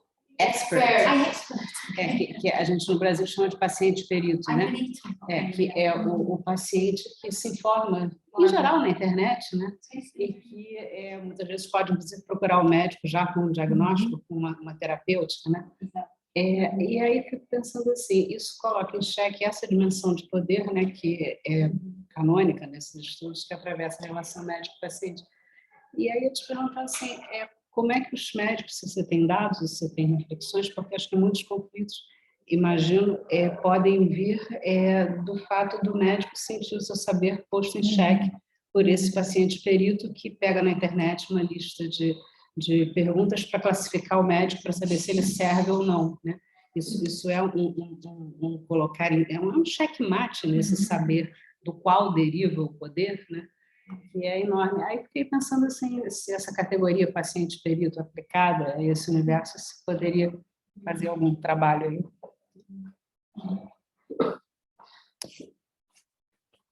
E acho que a gente passa por já. É bom, se tem eu faço mais um É bloco. depois coisa de política pública, então a Carmen faz estas, depois vamos. Tá. Não, mas eu respondo então, né? Eu vou começar de trás para frente de novo, né? Maria Cláudia, assim, eu adoraria não sei se eu tenho gás para mudar o meu foco e estudar os médicos, porque assim, eu não tenho, realmente, o tempo todo as minhas narrativas são do ponto de vista das mulheres, para saber, né, como eles reagem. Eu imagino que seja, óbvio, acho que os médicos no Brasil hoje são muito tensionados. Então, esses que são adeptos, né, da humanização do parto, que seguem essa cartilha, eles são extremamente atuantes também nas redes sociais. E aí tem uma coisa muito próxima, né, inclusive, não à toa, uma parte dessas informações que chegam às mulheres também vem de alguns desses médicos, né? Mas, óbvio, tem os médicos, recentemente no Rio de Janeiro, o médico que era do presidente do Conselho Regional de Medicina no Rio, ele era extremamente conservador, muito anti essas políticas de humanização do parto. Então, isso é um exemplo e está numa posição de poder, que é ser presidente do Conselho Regional de Medicina. Eu imagino, sim, que toda, né, essa cena, ela afeta muito, mas essa é uma outra pesquisa. E eu acho que também, provavelmente, né, varia muito das gerações de médicos. Eu sei, né, que tem gente trabalhando com isso, acho que os médicos mais jovens que estão em formação já aceitam ou já lidam com mais, digamos assim, com mais facilidade com pacientes que já chegam com mais informação e com uma relação mais simétrica, né? Acho que os médicos mais velhos que foram formados para ter uma outra condução provavelmente devem ter uma dificuldade maior, né? Mas é isso. Mas eu acho que essa é uma outra... É uma curiosidade que eu tenho também, né? Às vezes eu penso que se fala muito, às vezes em alguns círculos tem quase que uma certa demonização dos médicos, e eu penso que por história familiar, o meu avô era ginecologista obstetra, né? Antes disso, ele morreu em 87, muito antes disso tudo, mas eu já ouvi histórias de como era difícil essa posição do médico que espera mais um fim de semana, entra em cena, né? Ou seja, a posição do médico também não é tão fácil, né? Enfim. Eu ia passar para outra pergunta da Alexia, não sei se... Não, era só pensando na pergunta da Cláudia. O conceito do authoritative knowledge de Jordan tem um bocadinho a ver com isso, não é? De Jordan, não sei qual... Brigitte não sei Jordan. traduzir isso.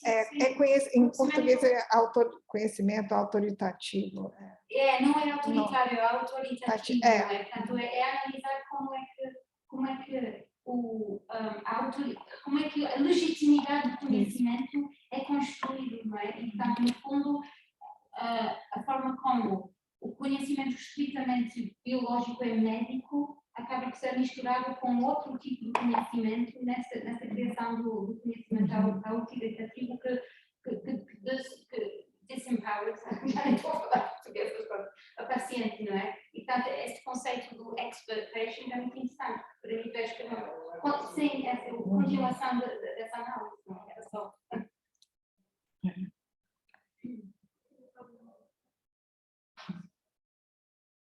Deixa eu só... Então... Só se for já ligado com isso. Então, não, só responder a pergunta, né, Alexia, olha só, na verdade, sim, as mulheres que eu entrevistei, elas não fazem parte de um grupo, não, era uma rede de mulheres, algumas das quais eram conhecidas de conhecidas, foi um pouco, de propósito, eu não estava buscando ativistas, eu queria ouvir histórias de parto, mas o meu recorte foi o recorte de mais da idade, sim, de um perfil socioeconômico, mulheres com formação universitária, né, que são usuárias do sistema privado, né? Então, eu cheguei a elas por minha rede de conhecimentos, amigas de primas e conhecidas.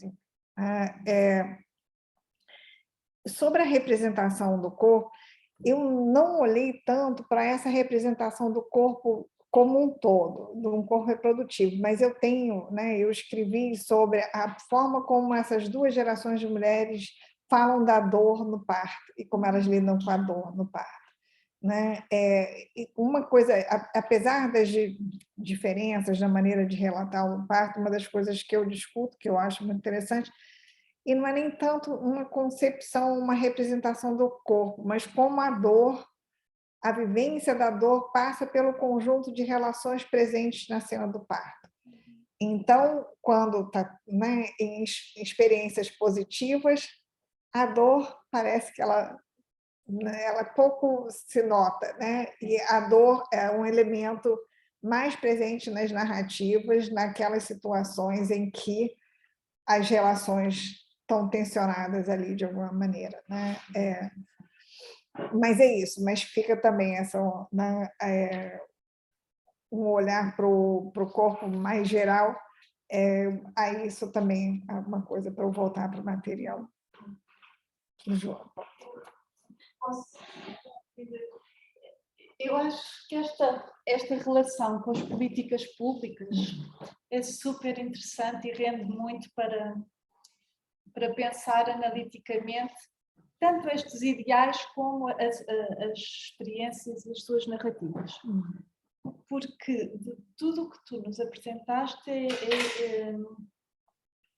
tem a ver com um posicionamento em relação aos partos muito intervencionados, não é? Não me lembro qual foi a expressão que tu usaste. E que nos fala sobretudo de hospitais privados, não é? Em que tu podes escolher o médico que te acompanha durante a gravidez é o médico que vai estar no parto. Em Portugal eu acho que nós temos uma situação radicalmente diferente, quer dizer, não sei em termos estatísticos, era isso que eu estava aqui a perguntar, há muito mais partos no público do que no privado. A percentagem de cesarianas em Portugal em 2021 foi 35%, que é um aumento brutal em relação a 99, que eram 24%, um aumento grande, que era a comparação que estava aqui, e é o triplo de cesarianas em hospitais privados do que nos hospitais públicos. Portanto, logo aí, e é aqui que eu acho que entra muito, porque a experiência do parto, a expectativa do que vai ser a experiência do parto, esses ideais associados ao parto, tem tudo a ver com o facto de tu saberes que vais ou para um hospital público, tu podes escolher o médico, e aí sim tens que decidir se o médico é mais cesarianista ou mais natural. Ou se tu sabes à partida que vais para um hospital público, podes ter o teu obstetra que te acompanha toda a gravidez, mas tu sabes que vais para um hospital público e a criança vai nascer com o médico que tiver de plantão. Não é?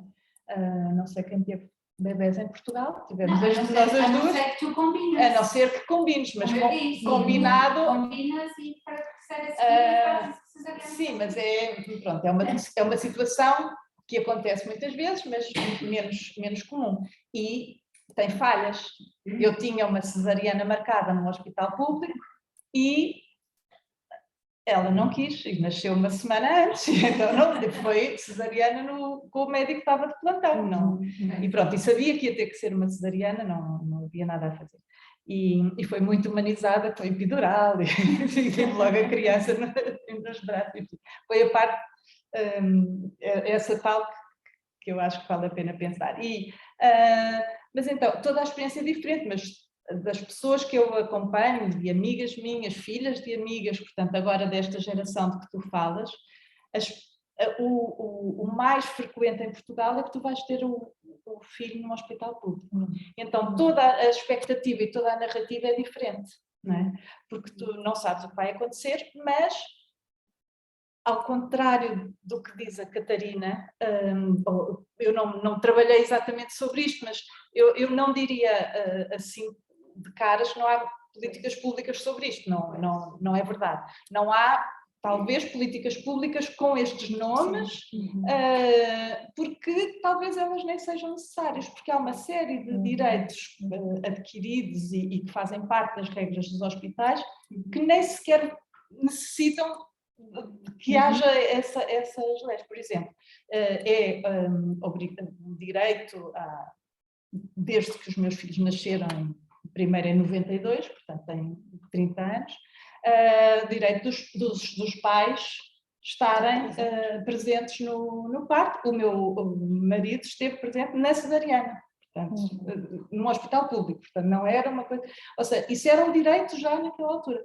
Então isto dá-te um panorama institucional de humanização que não necessita de humanização nesse lado relacional e de participação no parto e de estarmos acompanhada, que não exige que haja atualmente políticas públicas dirigidas exatamente para isso, percebes? Portanto, eu acho que aqui é preciso contextualizar diferentes contextos de políticas públicas e de experiências hospitalares, percebes? E a escolha, num caso de risco, é sempre para um hospital público, nunca é para um hospital privado, percebes? E isso muda completamente o paradigma de pensar todo este discurso do parto mais natural. A principal maternidade pública de Lisboa tem uma parte de nascimento em água, por exemplo.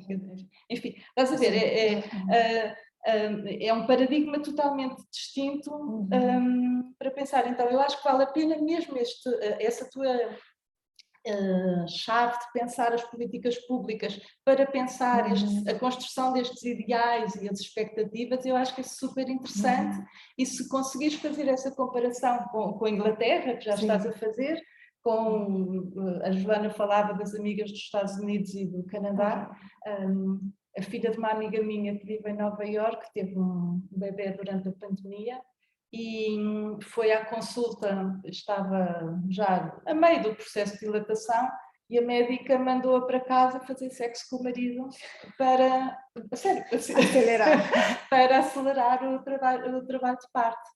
Isso deve ter sido no Canadá. Não, Nova Iorque. No hospital universitário.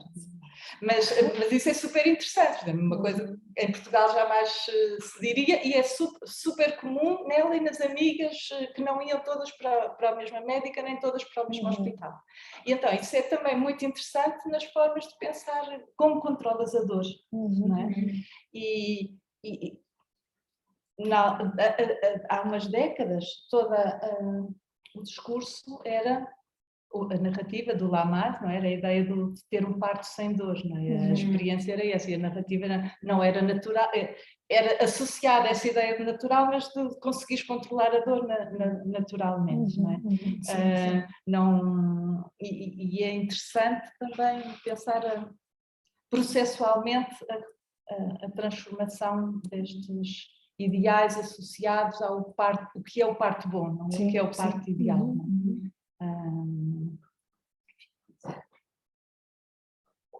Antônio, olha só uma coisa, não tem mais ninguém aqui no Zoom. É verdade. A gente deixa... Continua. Então deixa para lá. Já podemos falar daqui direto. Acho que o Joana tinha mais a ver. Era sobre a dor. Sim, porque eu lembro, Oi? Eu imagino como é que uma pessoa com dor de dilatação vai chegar lá e dizer, olha, querido, vem aqui. Não precisa ser bom, agora já íamos para outras coisas. Não, mas é porque eu lembro quando eu era adolescente, porque assim, né, a coisa do parto humanizado é muito em contraposição à cultura separista do Brasil. Mas ela, quando era adolescente, por exemplo, minha avó nasceu no começo do século XX, e ela teve 11 filhos, todos de parto vaginal, e um deles tinha risco de ter cesárea. Eu disse, nossa, quando se pensava que ia fazer uma cesárea, ia padre me dar extremo sono, porque é uma coisa que, assim, o risco de... E aí, nesse período do século, eu lembro quando eu era adolescente, jovem adulta, nos 90, 2000, a coisa da ideia da cesárea como parto sem dor, que a gente via nos filmes de novela, as mulheres parindo, era aquela coisa de gritos, e a dor maior do mundo. E aí essa coisa de tipo, não, quero cesárea, porque a cesárea é um parto sem dor. Deixa eu só dizer uma coisa, em Portugal, não existe, pelos vistos aumentou muito o número de cesarianos. Mas o que era isso era, estás com dor, o que tu pedes é uma epidural, é mais não pedes uma cesariana, jamais. Isso é um shift muito importante, que é diferente do... Sim, é tipo, e assim como se uma cirurgia que se cortam camadas e camadas e camadas de tecido também não tivesse dor. E aí a minha pergunta era sobre isso, tipo, da dor e do medo da dor nas narrativas que você estuda, né, nas duas gerações. Como é que isso... e da administração da dor, né? Porque, para além da não anestesia, esse pessoal do papo, tem as formas naturais de controlar a dor. Você vai para a piscina quente, você vai para a bola, você vai para o cavalinho. Não vai ser. Neste momento é o meu preferido. E isso, assim, como é que entrava essa coisa da dor mesmo? Pois é, né? No início da minha pesquisa sobre gravidez, né, e aí eu fiz pesquisa de campo, frequentando um grupo de preparação para o parto, né? O que mais tinha, né, era a menção ao medo e à ansiedade em relação ao parto e o medo da dor. E aí as mulheres se dividiam entre aquelas que já queriam um parto normal e aquelas que tinham muito medo do parto normal. Não à toa, né? Acho que no Brasil, uma das razões também, assim, para além da conveniência do médico, dos médicos que acham que a cesárea, né, tem todo um discurso de que a cesárea se tornou uma cirurgia muito segura, né? segura, sem risco, ou de baixo risco, que permite planejar. Então, o médico planeja, a mulher planeja também, né? E essa questão do planejamento ela não é menor, considerando que, né, acho que as pessoas planejam muitas coisas. Então, dá para entender um pouco como é que a cesárea ganhou tanto terreno, né, no Brasil. Mas essa ideia da dor, com certeza, né, ela entra assim, nas duas gerações. Eu acho que assim, não tem, eu não consigo generalizar. As mulheres são muito diferentes. Acho que assim, entre as mais jovens, o que eu percebi assim, que algumas tiveram uma primeira cesárea e aí sentiram que elas conseguiam arriscar para tentar ter um segundo parto, né, normal. E algumas conseguiram né, e outras não, mas tentaram. E aí entraram em trabalho de parto, lidaram, né, com a dor.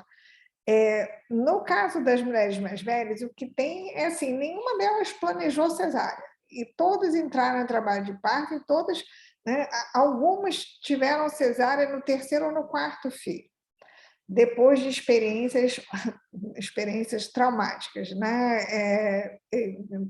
Só tem experiência traumática mesmo, de problema de neném que nasce e morre logo depois, entre as mais velhas, né? Mas entre as mais novas não tem. E é isso, assim, de uma maneira, o que eu percebo que é uma diferença das mais jovens é uma tentativa de negociar o quanto é que elas aguentam da dor.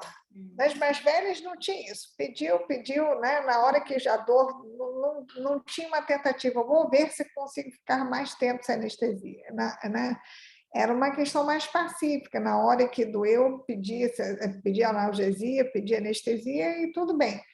Por conta dessa idealização, né, de um parto mais natural possível, as mais jovens tentam ao máximo, quer dizer, tem aquelas que conseguem não ter, né, conseguem ter um parto sem nenhuma anestesia, mas as que pedem anestesia, elas tentam ir ao máximo de até onde elas aguentam. Isso é uma particularidade né, que é uma maneira de, digamos assim, uma negociação consigo mesmo, né?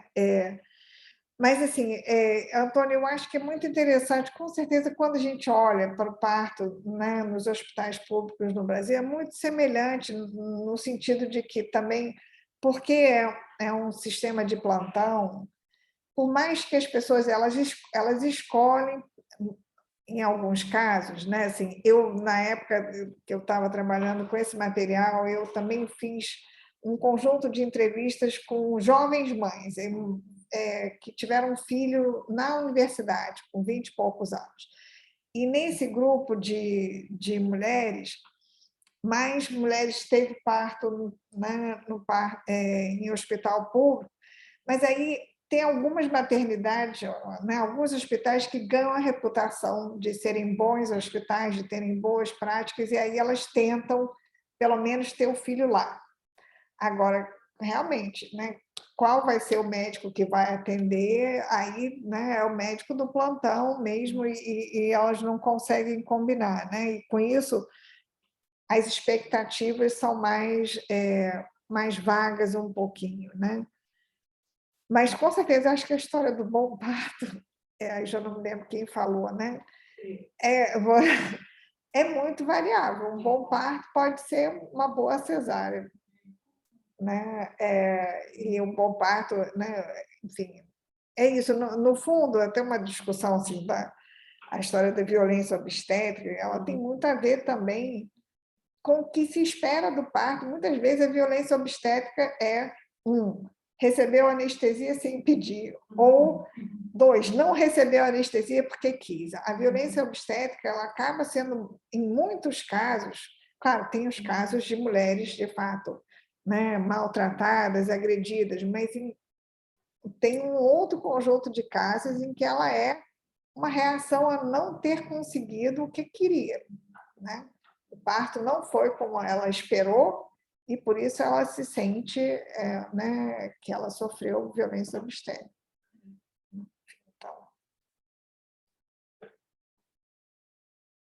Eu tenho mais uma questão que eu acho muito interessante e era uma coisa que me andava a incomodar relacionalmente, né? Tenho uma filha com 30 anos, as amigas todas, sobrinhas, e finalmente, ao ouvir-te a ti e a Cláudia, a Jana, eu percebi um pouco melhor este descompasso entre mim e estas meninas. Que é esta desvinculação entre o parto e o nascimento da criança. Que eu acho que é uma coisa super interessante para nós pensarmos. Porque a expectativa de que é uma coisa processual, não é? A gravidez, o parto, o nascimento faz parte de um processo e as coisas vêm juntas, que seria a minha expectativa indígena. De repente ela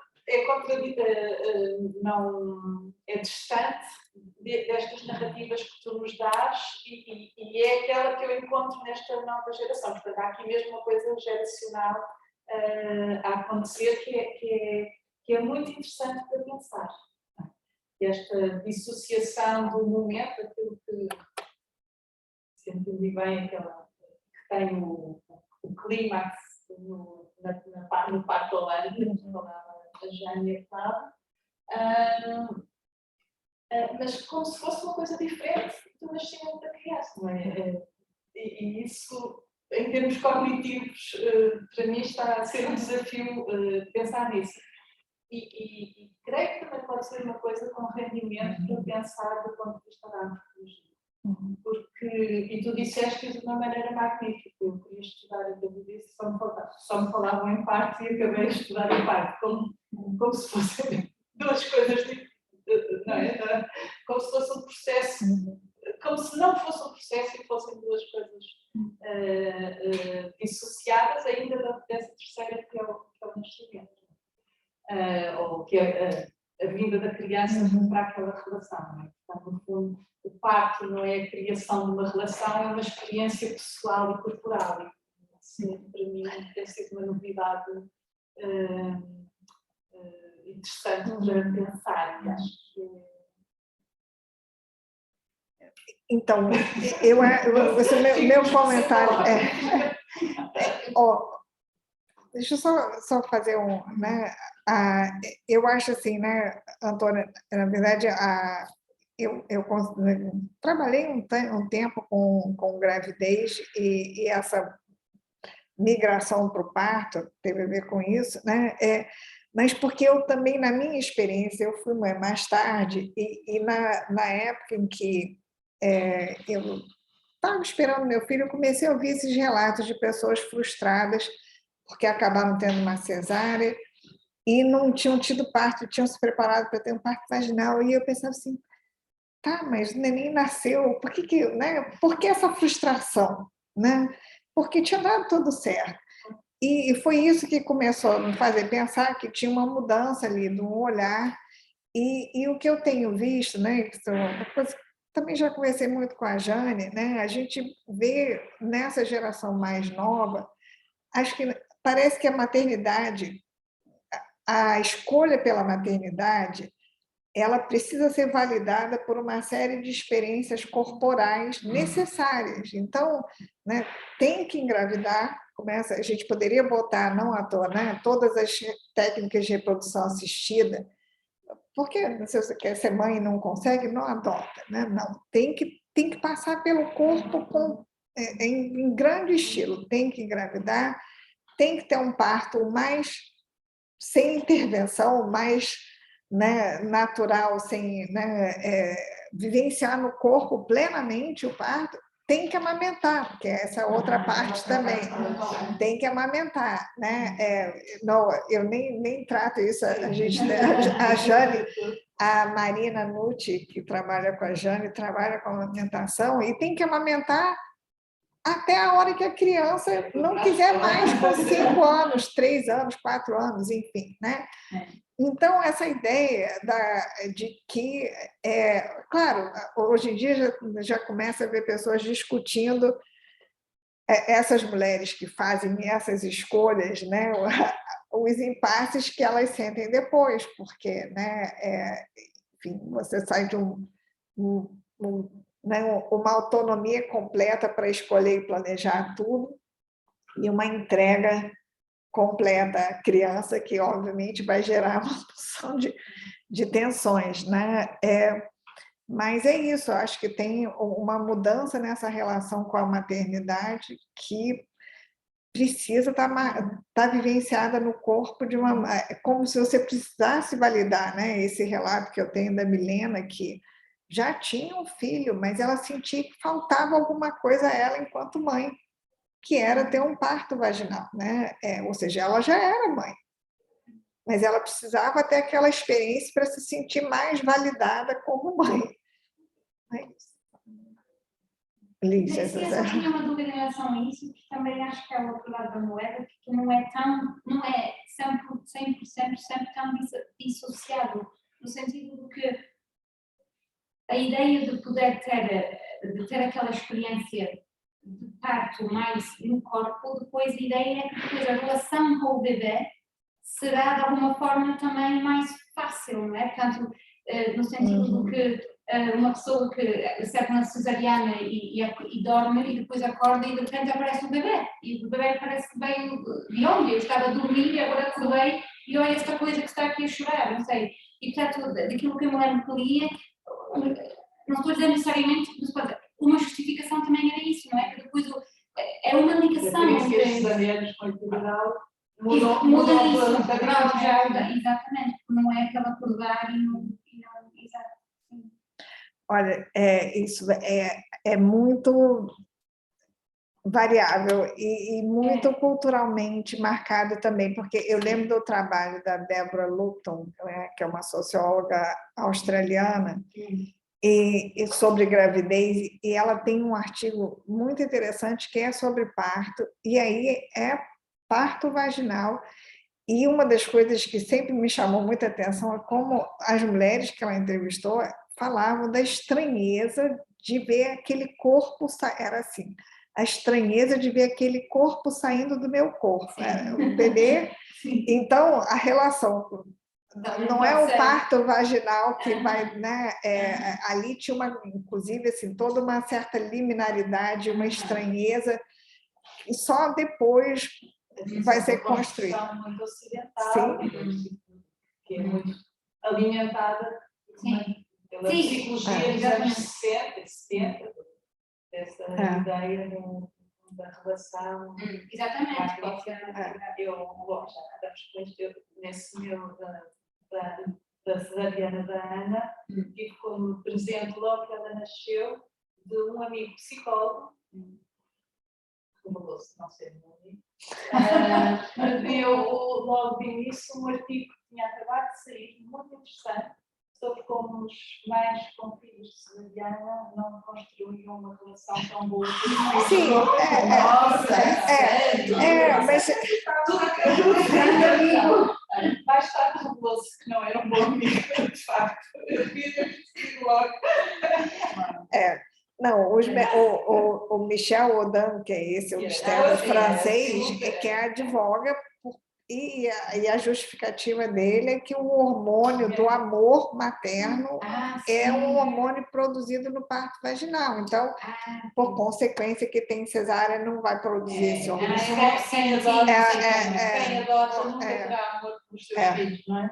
É ocitocina. As mães que não amamentam não produzem vínculo. Aí a gente... que é ideal. Aí entra numa discussão fascinante da área das emoções e esses discursos que vão explicar as emoções com base numa origem corporal, hormonal. Cláudia, eu queria perguntar uma última coisa sobre a questão das políticas públicas, que é sobre as licenças, porque no Brasil a gente tem licenças bem estreitas, né? Assim, tanto a maternidade como a paternidade. E Eu lembro, há uns 10 anos atrás, eu trabalhava num lugar que tinha um casal grávido, e aí o bebê ia nascer de cesárea, e aí uma das coisas que o rapaz me disse foi assim, não, mas eu só tenho 5 dias. Então, se a gente marca a cesárea para sexta no fim da tarde, eu consigo ter o fim de semana, os 5 dias de licença e o fim de semana seguinte. Então, os 5 viram 10. E aí, essa coisa do planejamento, você falou muito dessa coisa do planejamento, do planejamento. Das políticas de parentalidade, para além das políticas de saúde no parto, se isso aparece, assim. Pois é, na licença maternidade no Brasil, ela hoje em dia ela dura 6 meses, né? Ela foi estendida há pouco tempo. Agora, a licença paternidade é mais curta, mas eu acho que aí eu tenho que dizer, gente, eu não tenho certeza da duração, não. Agora, eu acho que essa questão do planejamento, eu tive, né, uma das narrativas, na época em que eu estava estudando gravidez, era uma pessoa que ia ter cesárea, porque na época o seu marido trabalhava fora do Rio. Então, tinha uma questão de, né, para ele poder estar na cidade com ela e estar junto, eles tinham que marcar uma cesárea. É muito engraçado, porque eu tenho a ideia que em Portugal marcarias uma indução do parto para aquele dia, não marcarias uma Com certeza. Marcarias uma indução. É isso que eu acho que é marcar uma indução de parto. Sim, você marca. Na Inglaterra você faz isso. Muitas vezes leva a cesariana, muitas vezes leva. Por isso, você sabe que o médico vai estar de plantão, o marido vai estar não sei onde, marcas uma indução, não marcas. É esse chip que eu acho que é muito diferente, porque a coisa imediata é marcar uma indução, pedir anestesia, não. A cesariana é uma coisa que está. Mas é isso. Às vezes vai por isso, porque marcar com indução não é da tempo e acaba numa cesariana. Por isso é que é mais frequente também nos hospitais privados. Mas não tanto por ser uma escolha inicial.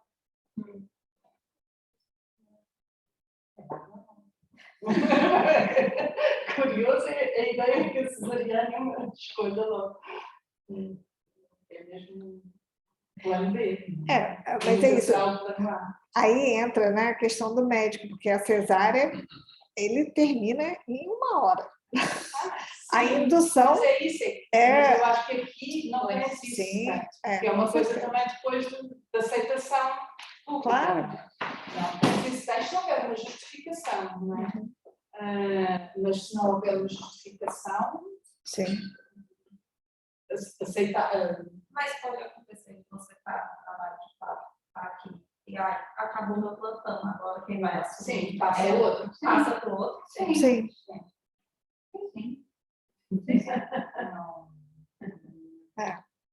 Se for no privado, o médico fica. Mas se for no público, passa de plantão. Muda de plantão, muda a equipe.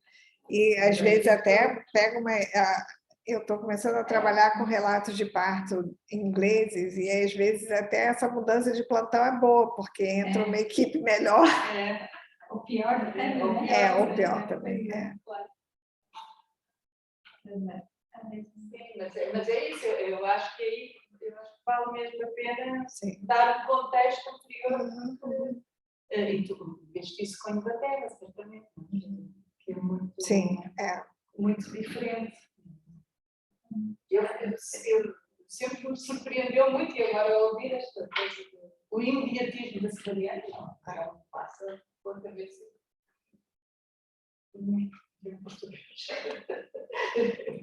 Médio, digamos.